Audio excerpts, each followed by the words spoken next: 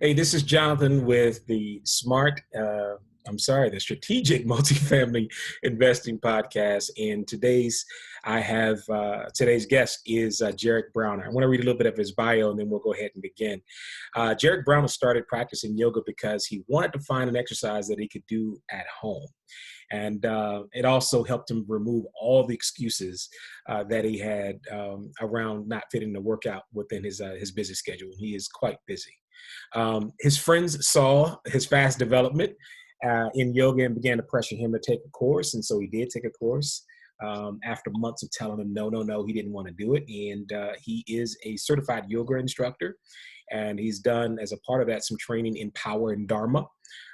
This led to pretty much what he calls the trifecta, kind of, the three legs of a stool that he sits on, his foundation. There are three things.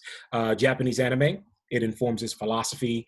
Dharma informs his lifestyle. And Ashtanga's sequencing informs his daily mind and body practice. Now, if you're a yoga person, you understand all that. If not, we'll get into that a little bit. The sessions are playful, that they are, a lot of shenanigans, lighthearted and accessible yet challenging. This allows the students to reach the edge of their limits, thereby creating growth. And I've seen some of that in practicing with him. He strives to help others find spaces that they didn't know existed, mentally, physically, and energetically. Thank you so much for joining me, Jarrick. How are you doing, man? Blessed and highly favored. Excellent. Well, I have my pen and paper here, so I'm going to be taking notes a little bit. But I understand that doing some background research, you actually started out in real estate yourself before you moved over to yoga, right? Yeah. When I was younger, my parents were into real estate, so I've always been able to picture myself doing it. And then throughout the years, they got out of it, and I was like, yeah, I'm ready. I could see this as like part of my lifestyle later on down the road. I have some type of residual income, and I don't have to physically go in for this earned income every single day. So I saw it, but then one day they hit me up. They were like, I haven't talked to them in like a year or something. I've just been working. They were like, hopefully you save some money. You're interested in getting into real estate, right? I was like, yeah. So then they asked for like a ridiculous amount of money, and I didn't have it, but then I scrounged it all up to get it. And that got me getting my first multi-unit building. It's a 4-unit building. And at the time, just rented it out. 3 different people, stayed in there, did the work myself to build it up, and used the money from where I was working at UPS at the time to provide for the, whatever, all the renovations that were being done. So how old were you when you started that? 22. 22. Okay. And so you're now what, in your 30s? 32. Yeah. So 10 years ago, you got your start in real estate, and you've done a couple more properties since then, if I'm not mistaken, correct? Yeah, I was, my parents and I as well, because they got back into it when I did. So that gave me a whole bunch of guidance, like direction, vision, and then there connects that we're still in the game. So then from there, flipped a few houses, started a contracting company to do the work. Property management to manage the ones that we were renting out to people. And it was a family-owned, family-operated business, and still is. So, this is good because, where we Red Boot are looking to go for, 50 units or more, it's always good to hear, the start and the hustle of those who, are just getting started. What were some of the tips that you, from a real estate perspective, before we jump over into, how you moved over into yoga, what were some of the real estate tips that you think you can maybe share with us on people who are trying to get started or thinking about investing in, either multifamily or residential properties? That's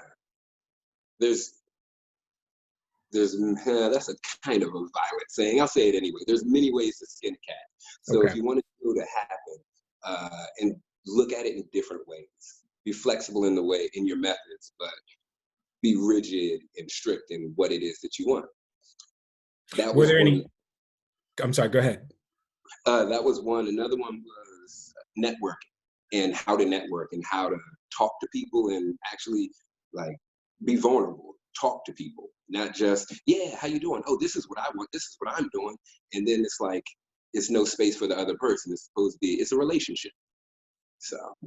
Oh, that's really good because, how we met is exactly that. So I met Jarrick about a year or two ago at a function called Black Men Talk Tech or Technology. And, I was there. We were both in line to talk with one of the panelists. And, again, while you're there, everybody's pulling out the business cards. That's just kind of how it worked. And I just said, hey, what's going on? He didn't have a business card. I don't think you had a business card. Did you? What? I always have my business card. I didn't even have to move. You did. I do have one of those. I do.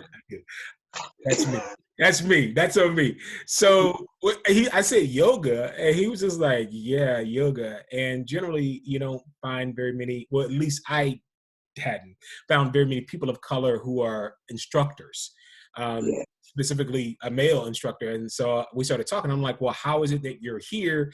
You're in yoga. And he said, yeah. And so, I went to a couple of your sessions. I think the most impactful that I actually shared with the rest of my community on LinkedIn was the picture I took where you had actually led probably 200-300 people in a yoga session in front of the Capitol. At the National Arboretum. So it was a phenomenal time out there, very challenging as always. But we've developed kind of a business friendship over that time. And, I guess I wanted to talk a little bit more about, how you made your transition from just real estate into yoga. I mean, your bio talks about, you were trying to get in a workout, but, talk to us a little bit about that transition. Why did you decide to make that transition? From real estate and UPS to yoga, it happened because UPS was pissing me off. And I was like, yeah, I don't need this job. I've been doing this for like 7 years. I've had the business going and it's now sustaining itself and helping and producing profit. So I don't need to be, to go through this every single day. And then it was just that time, and I was like, all right, I'm out. It's time to go. And yoga wasn't my first thing. My friends literally peer pressured me into it. They're like, oh, you're really good at this. You understand how the body works, how it connects with the mind. Wow, there's so much more to yoga than the poses. And I was like, yeah, but I don't want to teach. I'm not a teacher. And eventually they won me over. They got me. And I started teaching. From there, so this is how the yoga actually helped. I had the business understanding of things, but then there were issues in networking. I wasn't able to really connect with people. Yoga helped me get in touch with myself. Some of the ways that I respond to people or how I enter a room or how I move through a crowd. It could be just disruptive or whatever, maybe just not seen the way I wanted to be expressed. And then the yoga turned the mirror in on me for me to correct those things, to find a different way to express things, to find a different way to connect, to stop trying to push my narrative, to sit back and see what we can do, because sometimes the bigger reward is helping someone in short term. That's and then good. Later, and there's like, you're on a whole different platform in front of more people, in front of more viewers with more opportunities coming your way. But just because you did that one thing that may not have been anything big about in your day, you're now in this position. So the yoga helped me with that. It helped me how to deal when I get frustrated and thoughts wouldn't come to me, the words wouldn't come to me. And I know I can make this deal happen, but it's like, give me a minute. And I'm getting frustrated instead of just taking a moment, being like, let me grab a sip of water. Let me do something. Right. And then come back when I'm level-headed and I have my train of thought and exactly where I'm going and how to get there. So that you mentioned, and thank you very much for that. You mentioned that it helped you to connect with yourself, so that in a situation where you were networking, you were not in your head, but really truly trying to connect with the other person. Within the multifamily space, one of the things that everybody says is that it really is a parochial business. It's a group of people who kind of all know each other and you need to network. right? And you need to be able to get it out there, like who you are, who you're not, who you work best with, who, et cetera, et cetera. And so doing yoga could potentially do that. Now, I know for me, it challenged me physically when I was out there. So, me stumbling around and at the present, I'm 5'6" and pounds. And so, as you would say, instead of feel the pain, you would say, feel the sensation. So lots of sensations, but it truly has helped me there. So you mentioned that there's kind of a trifecta in your bio of foundation. How does the Japanese anime kind of fit in with all of that? Japanese anime, they have a lot of Western, they have a lot of Eastern philosophy in it, because look at where it is, Japanese, it's in Asia. So they take a lot of Chinese medicine, if it's Chinese animation. They take the concept of chi, energy, prana, all of these are like, in a sense, like a metaphysical concept. But the anime puts it in exaggerated, realistic terms. Yeah. So they'll say like, his power level is 1 million. But what they're talking about is his ability to focus and adapt to whatever's coming his way. Okay. It's at 1 million. They're not able to hit him, because every move they make, he's already 2 steps ahead of them, or maybe even 1 million steps ahead of them. So they talk about energy, the way the body works. They talk about herbology in Japanese anime, and they give you the concepts of like metaphysics and other interesting things, and psychic ability, right? Which we could touch on later, but right. Okay. So I get it. Again, going back with a lot of the challenges, and especially, while we're recording this, we're in the middle of the Corona crisis, right? And so there are a lot of people, a lot of apartment owners or renters or landlords that are facing, what's happening. People aren't paying, my T3, which is pretty much the last 3 months performance of my, my apartment building, or my units are not performing quite well. How do I deal with those things? I was just watching something else where, a lot of people, we talk about fight, flight, and freeze, right?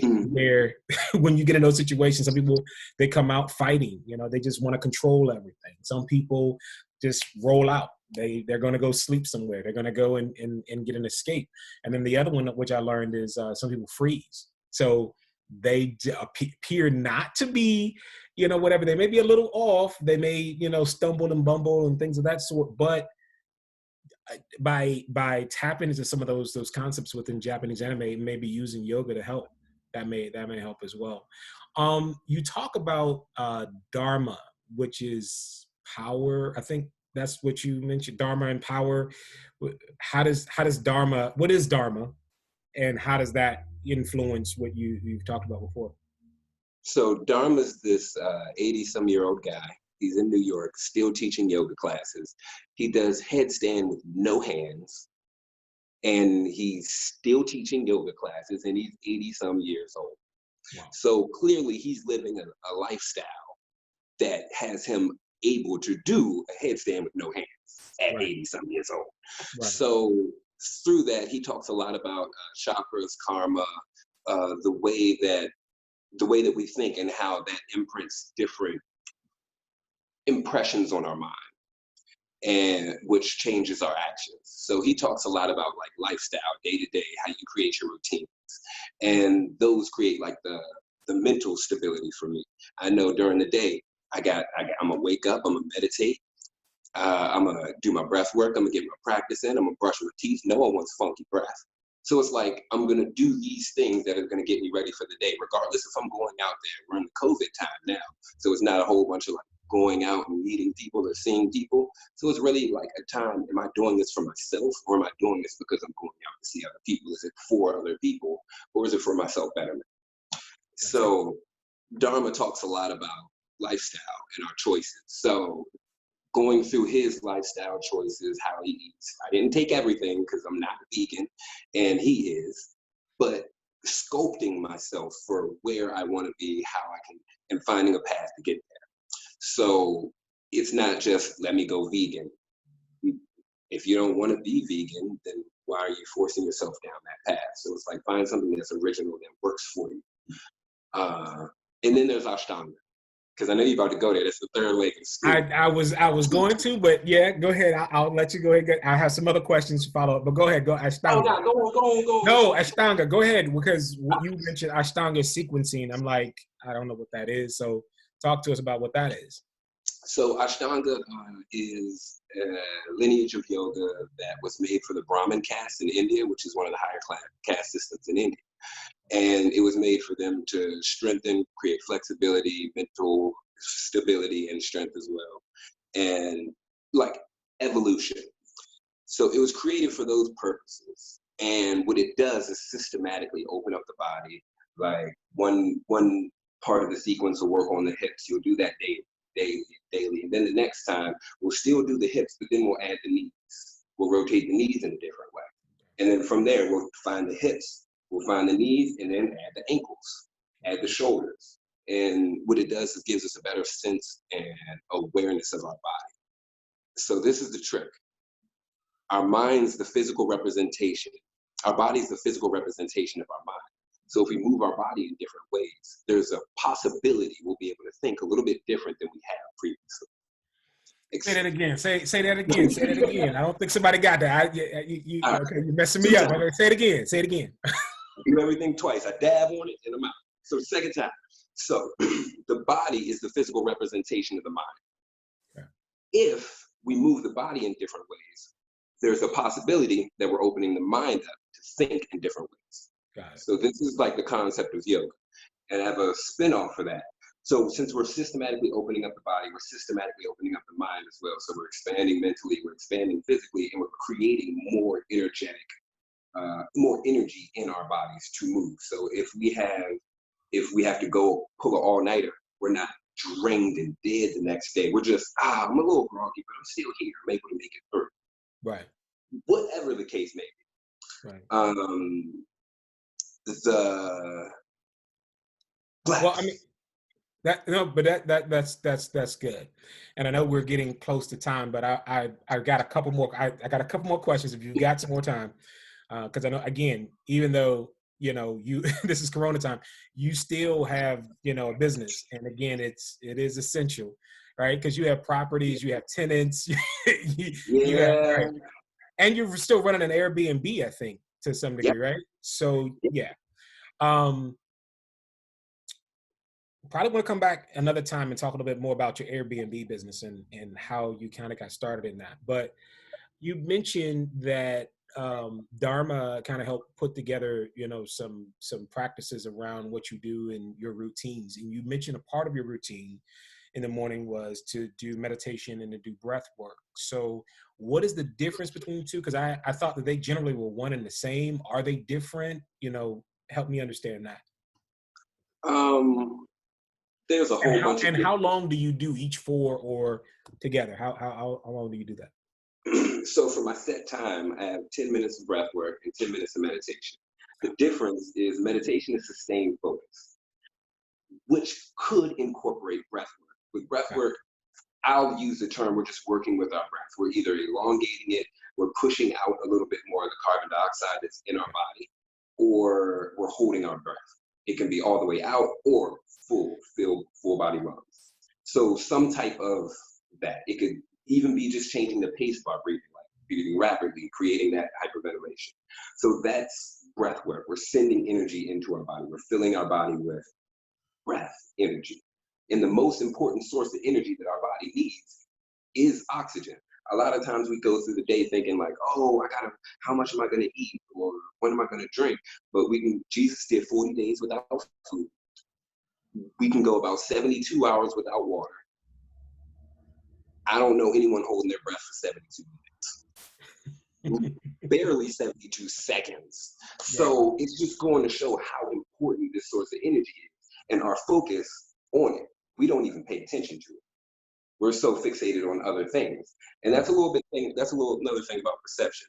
But meditation like I mentioned before, is sustained focus. So if you are just meditating, just sitting there and getting a diagnosis of what comes up, what sensations you're feeling. Like I use the terminology SIF: sensations, images, feelings, and thoughts. So what are these things that we're sifting through, right? And then as we're taking note of them, all right, you can focus on your breath. That would be the meditation. That could be considered breath work because you're paying attention to the breath. However, it's also a meditation. So it would be great if you could send us some links to that. If you have any of those two things, I mean, that might be useful for some people, again, as we're, going through this, whether, we're multifamily investors or not, I think that will help us a lot more. But I think you have some videos also right now, for free that you can share. And then you're also doing some yoga classes as well virtually. Could you tell us about that? Yes, I have some videos called the sun salutations. It's a great way that I start my day. I get up, do them. They open up the body, open up the mind in a different way. So again, we can think a little bit differently, move a little bit differently, and easier through our life. And everything's free, donation-based classes. My schedule's on the website. We're going to get a link to the sun salutation so people can do that, right? Okay, cool. And then your free... a 50-minute flow as well. Hold on. Say again. You broke up there. You have a what? I have a 50-minute floating flow as well, all on the same YouTube channel, also on my website. And I'll give them the link as well for that. And I'll have some meditations coming out and some sound bowls and some sleeping meditations as well. So your virtual classes, how do people get in contact with you about that? Because I know that's donation based, but if you're unable to get into a studio for a while, or you're concerned because of the crisis currently, there may be an opportunity for you to connect with Jarrick and do some of these things. How do they get in contact with you? You can send me an email, info@thefloatingyogi. Also, I'll give them the link. It'll be in somewhere around here. And yeah. And just let me know which class you're interested in, and just click on the link and sign up and start when the time comes. Got it. And so I think that there's Zoom classes as well. So I encourage everybody to, reach out at least once. I know even if you are 50, 60, whatever, you will learn some things working with Jarrick. And I've enjoyed the time that we have, we've gotten to know each other a little bit around this meditation and yoga framework. Are you on social media or anything like that? How do people get in contact with you on socials? All social networks except for TikTok on Jarrick the Floating Yogi. And it should come up. Jarrick the Floating Yogi on all socials. So that's good. Listen, and Jarrick. The donations, I wanted to say one thing about the donations. If you do not have, then pay in the form of practice. Pay in the form of the energy that you're putting in. Because as long as we're getting better, as long as we're growing, that's what's filling me up. I do appreciate financial as well. However, I love to see the growth. So again, whether you have the resources or not during this time, and a lot of people have hit hard times, please forward this on to someone that you may know or love that is unable to afford, a yoga meditation or an exercise class. And you never know what that could, return back to you or return back to that person in the way of sharing this information. So listen, Jarrick, as always, thank you very much for your time, brother. Again, we probably want to bring you back and talk a little bit more technical about Airbnbs and some of the other stuff that you've done. But I think that this has been a great interview and discussion around, doing something else to help ourselves as we navigate through what we're going through at this time. Thank you again, sir. You're welcome. Thanks for having me. I really appreciate the opportunity just to share and be a part of this. Absolutely, sir. Bye.